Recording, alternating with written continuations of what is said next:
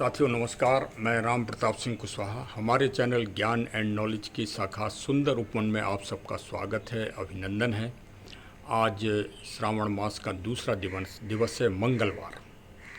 तो भाई आज आपको एक वृक्ष के बारे में भी जानकारी देना है, साथ में एक ग्रंथ के बारे में भी जानकारी देना है। तो आज मैं बड़ा मंथन कर रहा था कि आखिर ऐसा कौन सा वृक्ष है जिसकी महिमा किसी ग्रंथ से जुड़ी हुई है। काफ़ी मंथन किया, चिंतन पाया, तो सामने देखिए आप इस वृक्ष को पहचानिए पत्तियों से। ये बहुत ही दुर्लभ और बहुत ही आध्यात्मिक वृक्ष है, हरसिंगार का, पारिजात जिसको कहते हैं। अब इसके ऐतिहासिकता के बारे में तो आपको जानकारी होगी ही कि समुद्र मंथन जो एक पहली वैज्ञानिक क्रिया है पूरी दुनिया के, उसमें भाई लोग जो है, जो पाश्चात्य विश्लेषक हैं, वो कह देते हैं कि ये।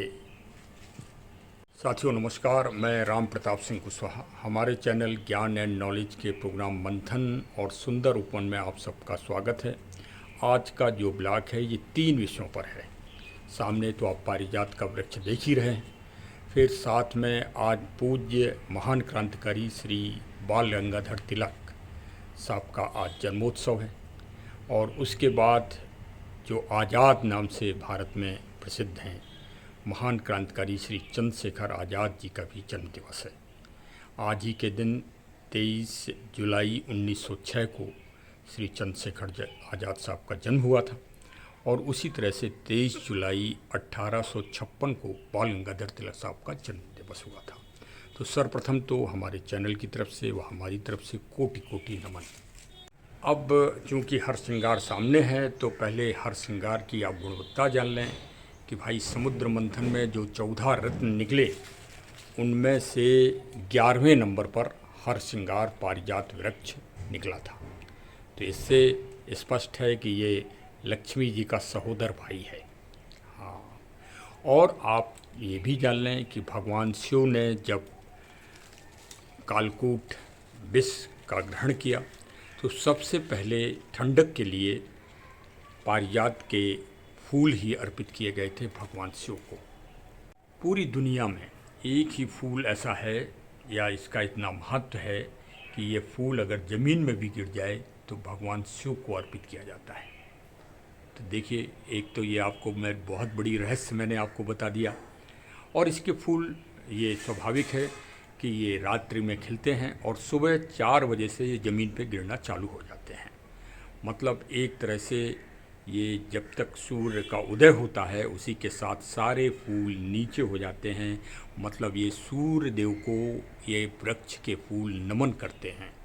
अब चूँकि हमने आज आपको बाल गंगाधर तिलक साहब से शुरुआत की है, और बाल गंगाधर तिलक साहब के ऊपर भारतीय दंड संहिता की धारा 124A का अपराध अंग्रेज़ों ने लगाया था, और आप जानते ही हैं कि 1 जुलाई 2024 को वो क्रूरतम जो धाराएं हैं वो समाप्त कर दी गई हैं। राजद्रोह ऐसा दुर्भाग्य और राजद्रोह ऐसा कानून भारत से अब समाप्त कर दिया गया है। अब भारत का कानून न्याय पर आधारित हो गया है। तो उसी 124 धारा राजद्रोह में 27 जुलाई 1897 को उनके ऊपर ये राजद्रोह का अभियोग लगा था, जिसमें 6 वर्ष की सज़ा हो गई थी, और 6 वर्ष की सज़ा में मंडेला बर्मा में उनको बंद किया गया था। जिस बैरिक में मंडेला जेल में वो बंद थे, उसी के सामने पारिजात हरिसिंगार का एक बहुत ही पुराना वृक्ष लगा हुआ था, और उसी में जब भी कैदी बैरिक से बाहर निकाले जाते थे वो उसी वृक्ष के नीचे बैठते थे। बाल गंगाधर तिलक साहब ने भी नित्य प्रातः पूजा अर्चना करने के बाद उसी वृक्ष के नीचे बैठना चालू किया, और वहीं उनको मंथन हुआ और उनको विचार आया सर्वप्रथम संस्कृत से गीता को मराठी भाषा में लिखने का, और वहीं उन्होंने महान गीता रहस्य के ग्रंथ की रचना इसी वृक्ष के नीचे की। तो इसी से आप समझ जाइए कि ये ऐसा दुर्लभ वृक्ष है कि समुद्र मंथन से और भगवान श्री कृष्ण से भी इसका संबंध है। भगवान श्री कृष्ण ही इसको पृथ्वी पर लाए हैं स्वर्ग से, क्योंकि समुद्र मंथन से निकलने पर इसको देवताओं और असुरों में जो हिस्सा बांट हुआ था, उस हिस्सा बांट में ये राजा इंद्र, देवताओं के राजा इंद्र के हिस्से में गया था और इंद्र इसको स्वर्ग ले गए थे। तो स्वर्ग में इसकी महिमा जब कृष्ण जी की जो पत्नी थी सत्यभामा जी, उन्होंने सुना तो उन्होंने हट करके इसको पृथ्वी पर लाई। तो आज आप इसके दर्शन कर रहे हैं। आयुर्वेद की दृष्टि से ये नवरत्न जो हैं, आयुर्वेद के नवरत्न जो वृक्ष हैं, उनमें ये शामिल है, क्योंकि साइटिका ऐसी भयंकर बीमारी का इलाज अगर किसी में है, गठिया का इलाज, तो इसके पत्तों के रस और इसके जूस में है। और देखा जाए तो ये एक दुर्लभ वृक्ष है। आपके घर में किसी भी तरह का वास्तु दोष हो, इसको आप घर के किसी भी उत्तर पूर्व की जगह पर आप लगा दीजिए, आपके घर का वास्तु दोष समाप्त हो जाएगा। हमारा कोई उद्देश्य किसी भी तरह का पाखंड या किसी तरह का वो फैलाना नहीं है भ्रम। हमारा उद्देश्य ये है कि आप अभी तक कोई वृक्ष सावन मास में न लगाया हो तो अवश्य ही हर श्रृंगार का वृक्ष अपने घर के सामने लगाइए। हाँ, आज ही लगा डालिए। आज ही इस वृक्ष को लगाने का मतलब ये है कि आपने एक यज्ञ कर दिया। इतनी महिमा है इसकी। इसके ऊपर मैं अलग से ब्लॉग भी बनाता हूँ, पहले भी बनाए हैं, आगे भी बनाता रहूँगा। ये दुर्लभ व्रत है और कम से कम दसियों बीमारी में ये काम आता है। और इसको आप बहुत आसानी से इसके पत्ते सुबह सुबह प्रातः खाली पेट इसी तरह से पान की तरह आप खा सकते हैं। थोड़ा आपको देखना पड़ेगा क्योंकि बारिश का समय चल रहा है, तो मकड़ी कीड़े मकोड़े जो है हो जाते हैं, लेकिन आप इस तरह से इसको थोड़ा खा सकते हैं। और ये बहुत टेस्टी तो नहीं कहेंगे, लेकिन कोई ऐसा वैसा भी नहीं है। मतलब आप अगर हैबिट पड़ जाएगी तो आप रोज़ आसानी से खा लेंगे, और नहीं तो गर्म पानी से बॉईल करके भी आप खाएं तो बहुत ही ये गुणकारी चीज़ है स्वास्थ्य की दृष्टि। आप अगर तनाव में हैं, डिप्रेशन में हैं, तो आप इस वृक्ष के तने को आप पकड़ लीजिए। आप सिर्फ 10 मिनट पकड़िए, हमारे कहने पर पकड़ के प्रैक्टिकल रूप से देखिए कि 10 मिनट में आपका तनाव दूर हो जाएगा और आपके शरीर में शीतलता आ जाएगी, एक ऊर्जा आ जाएगी। उसका कारण क्या है? कभी इस पे मंथन किया? देखिए, मैं ज्योतिषाचार्य तो नहीं हूँ, मैं तो रिटायर्ड पुलिस वाला हूँ। नाम मैंने अपना आपको बता ही दिया, राम प्रताप सिंह। लेकिन जो शास्त्रों में है, जो बड़े बड़े बारहमीर आदि ने कहा है, लिखा है, जो आज भी इतने डायग्नोस हो गए हैं, इतनी रिसर्चें हो रही हैं, लेकिन जो हमारे पुराने ऋषि मुनि तपस्वी लिख गए हैं, किसी भी प्रकृति के किसी तत्व के विषय में आज तक कोई गलत साबित कर ही नहीं पाया। मैं तो यही रिसर्च कर रहा हूँ, शोध करता हूँ इस विषय में कि कहीं कोई हमको ऐसी टिप्पणी मिल जाए कि जिसमें ये लिखा हो कि फला शास्त्र में, वेद में या अन्य जो भी 12 मेहर बृहद संहिता आदि हैं, इसमें जो वनस्पतियों का डिस्क्रिप्शन है, पुराणों में भी वर्णन है, कि कहीं कोई ऐसा विवरण मिल जाए जो आज की कसौटी पर, आज की प्रयोगशाला में वो तत्व न निकले हों। हाँ भाई, आज तो बड़े बड़े जैसे पतंजलि हैं, अब तो एक और बहुत बड़ी बात हो गई, भारत की एक बहुत बड़ी जीत हो गई है आयुर्वेद के क्षेत्र में, कि दुनिया में अब कोई भी आयुर्वेद की चीज़ बनाएगा, जैसे चाइना बनाएगा या कोई भी तंजानिया बनाएगा, कोई भी देश बनाएगा, तो उसको भारत से पहले एनओसी लेना पड़ेगी, क्योंकि आयुर्वेद का पेटेंट भारत अब हो गया है। कितनी बड़ी बात है, इस बात पे ताली तो बजा ही दीजिए एक बार।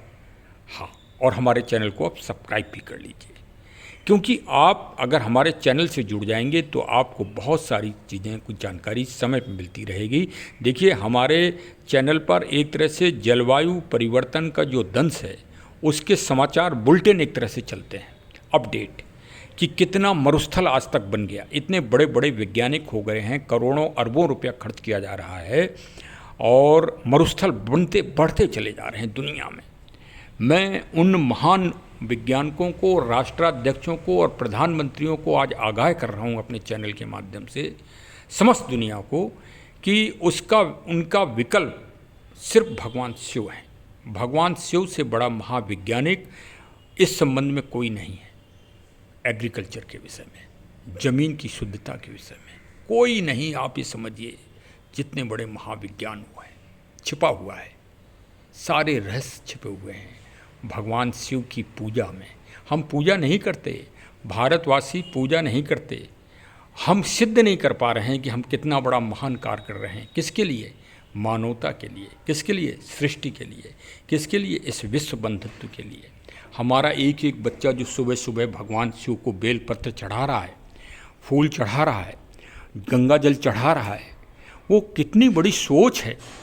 क्या वो सोच सिर्फ उसके लिए है जो बच्चा चढ़ा रहा है, या जैसे मैं पूजा कर रहा हूँ तो सिर्फ हमारे लिए है? क्या हमारी नीयत इतनी संकीर्ण है कि हम ही किसी चीज़ को लाएं अपने घर में और खुद खा लें और कहें कि ये त्यौहार हो गया है, या हमने बहुत अच्छा कार्य कर लिया है? आप हमारी बात समझ रहे हैं? भाई हम 10 किलो मिठाई लाएं और हम सब बच्चे मिल के खा लें, तो इससे हमने विश्व के लिए क्या किया? हमने सृष्टि के लिए क्या किया? कभी इस विचार पे तो देखिए अभी सावित्री व्रत निकल गया है, अभी अक्षय तृतीया निकल गई, अभी अब बहुत सारे व्रत और त्यौहार पूरे सावन में हम वृक्षों को लगाएंगे, निस्वार्थ लगाएंगे। कोई पैसा लेता है? कोई सनातनी या कोई भारतीय जो पौधा लगा रहा है अपने घरों के सामने, खेतों में, क्या किसी से पैसा आज तक लिया है उसने? हम भीषण गर्मी जब पड़ती है तो उन वृक्षों में पानी डालते हैं जो वृक्ष लावारिस हैं, जिनकी कोई ध्यान नहीं देता है। उन वृक्षों पे भी जाके हमारे वृद्ध लोग, हमारे रिटायर्ड पर्सन जाके उनकी सेवा करते हैं, पानी देते हैं, पूजा करते हैं। हमारे घर की महिलाएं, कितना बड़ा कार्य हम इनडायरेक्ट वे में कर रहे हैं। आज पूरा यूनेस्को, पूरा संयुक्त राष्ट्र संघ चिंतित है। रात दिन महासचिवों को नींद नहीं आती है। जलवायु परिवर्तन का जो दंश पूरी दुनिया में चल रहा है, हाहाकार मची है। सत्य बात तो ये है, लोग बता नहीं रहे हैं। समुद्र के किनारे के बड़े बड़े नगर जो है समुद्र में बैठते जा रहे हैं धीरे धीरे। आप दूर नहीं जाइए, आपका गंगा सागर जो पावन तीर्थ है वो आधा बैठ गया है और बैठता जा रहा है समुद्र में, क्योंकि समुद्र का पानी बढ़ रहा है। क्यों बढ़ रहा है? तापमान बढ़ रहा है। तापमान कैसे बढ़ रहा है? आप सोच रहे हो घर में हम तो एसी चला रहे हैं, हम तो ठंडा कर रहे हैं वातावरण। आप ठंडा नहीं कर रहे हो, आप आग जला रहे हो। या तो एक घंटे आप आग जला लो तो उतना नुकसान होगा वायुमंडल का, उतना एसी चला लो आप तो उतना ही नुकसान। एक घर में एसी चलता है तो वायुमंडल का और एनवायरनमेंट का नुकसान हो रहा है। क्यों? क्योंकि जो भाई आप देखिए, कितनी बाल्टी आप सुबह से लेकर शाम तक पानी फेंकते हैं। आप ये देखिए एसी का पानी कौन फेंक रहा है? आप फेंकते हो, 2 बाल्टी कम से कम पानी भेजते हो। तो ये आर्द्रता, तापमान का वायुमंडल की तो है, ले रहा है ना, एसी खींच रहा है ना, और वो पानी वेस्टेज जाता है। क्योंकि आप किसी पेड़ में डाल दोगे, पेड़ सूख जाएगा। ये प्रैक्टिकल हम आपको बता रहे हैं। एसी का पानी किसी पेड़ में मत डाल दीजिएगा, नहीं तो आपका पेड़ ही सूख जाएगा। वो मिट्टी को अनुपजाऊ बना रहा है, मरुस्थल ही बना रहा है। ये शोध करके हम बता रहे हैं। हम कोई वैज्ञानिक नहीं, हम तो रिटायर्ड पुलिस वाले हैं, लेकिन हमने शोध किए हैं अपने घर में ही, पेड़ों में पानी डाल के देखा है, वो पेड़ मर गया। ये हम आपको बता रहे हैं। तजाकिस्तान और उज़्बेकिस्तान के बीच में एक बहुत बड़ी मीठी झील थी, कम से कम 100 मिलियन हेक्टेयर की। वो पूरी हेक्टेयर, वो झील रेगिस्तान हो गई। आप ये समझिए, और ये पूरा विश्व चुप है, पूरे वैज्ञानिक चुप हैं, पूरा मरुस्थल बन गया। मतलब आप ये समझिए भाई, आप तो कह रहे हो कि मरुस्थल बन गया। अब ये बताइए कि दुनिया के ऊपर कितना बड़ा हाहाकार हुआ। अब वो जो वहाँ पर लोग रह रहे थे, वो शरणार्थी बन के कितने परेशान हुए। किन किन देशों में वो डाइवर्ट हुए होंगे, माइग्रेट कर गए होंगे वहाँ से, क्योंकि अब तो वहाँ रेगिस्तान हो गया है, मरुस्थल हो गया है, वहाँ तो कुछ होना ही नहीं। और हम कह रहे हैं, डींग हाँक रहे हैं कि हम तो पूरा विश्व जो है विकास की उस पर चल रहा है, गति पे चल रहा है। यही स्थिति, ऐसा नहीं है, भारत में भी यही स्थिति हो रही है। उसका एक ही विकल्प है, भगवान शिव, इसके अलावा कोई नहीं। ऐसा नहीं कि मैं सनातनी हूँ या मैं हिंदू हूँ इसलिए मैं भगवान शिव का डंका पीट रहा हूँ, नहीं। हम तो कह रहे हैं कि उसी रूप में सभी जितने भी लोग हैं, दुनिया के 8 अरब लोग हैं, 8 अरब लोगों को उसी तरह से ध्यान रखना पड़ेगा प्रकृति का। ये हम भगवान शिव की पूजा छोड़ दो एक तरफ, हम तो वैज्ञानिक कार्य कर रहे हैं, महाविज्ञान का कार्य करते हैं। भगवान शिव की पूजा का फल तो हमें आसमान में मिलेगा, या जब हम वैकुंठ जाएंगे, स्वर्ग जाएंगे, तब हमें मिलेगा। भगवान के सामने जब जाएंगे, जैसी परम मान्यता है, तब हमें हमारा निर्णय होगा कि हमने पाप किया कि पुण्य किया, या यही मिलेगा। भाई ऐसी बात नहीं, कई लोगों को मिलता ही है। जो बड़े घर में पुत्र के रूप में पैदा हो जाते हैं तो उनको पुनर्जन्म का कर्म तो मिलता ही मिलता है। हाँ, भारत में कई ऐसे राजनेता हैं जिन राजनेता के पुत्र जो भाई वो एकदम हेलीकॉप्टर और एरोप्लेन से नीचे कदम ही नहीं रखते, तो ये भाग्य है उनका। तो जरूर उन्होंने अच्छे कर्म किए होंगे। कर्म तो है ही, पाप पुण्य कर्म है इस दुनिया में। ये कहा जाए कि पाप पुण्य कर्म नहीं है, ऐसा नहीं है, सब इसी दुनिया में। आप भी सोच रहे होंगे कहाँ एक पेड़ लगाने की बात सुन रहे थे, वो भी पारिजात की, और कहाँ उपदेश सुनने लगे। नहीं, उपदेश नहीं, ये यथार्थ है। इस पर चिंतन करना चाहिए, हम सभी लोगों को चिंतन करना चाहिए कि पेड़ कितनी बड़ी जीवंत चीज़ है। हम लोग एक ही 84 लाख योनियां हैं, जिसमें खरगोश, चीता, भालू, रीछ, बंदर सब हैं। सब लोग वही कार्य कर रहे हैं प्रकृति का, जो पहले से करते आ रहे हैं। जो सतयुग में कर रहे थे प्राणी, शेर जो काम करता था पहले, वही आज कर रहा है। खरगोश जैसे पहले रहता था वैसे ही आज भी रह रहा है।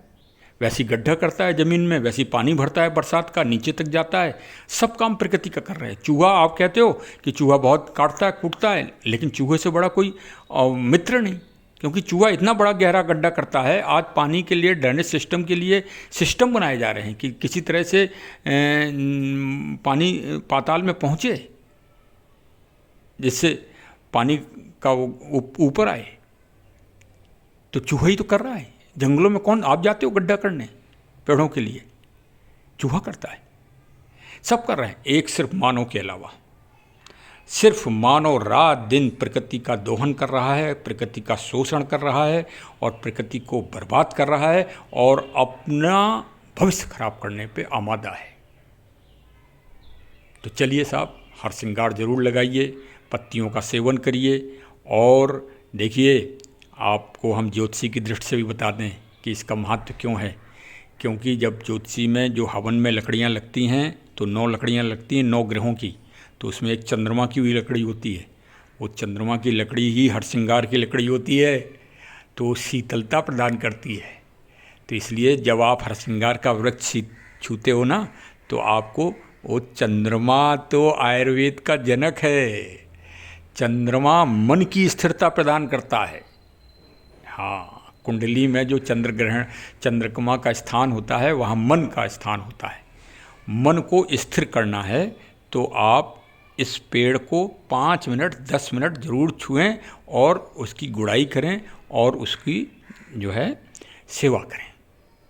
हाँ, एक बात, ये कटिंग से भी लग जाता है, आपको ये भी बता दें।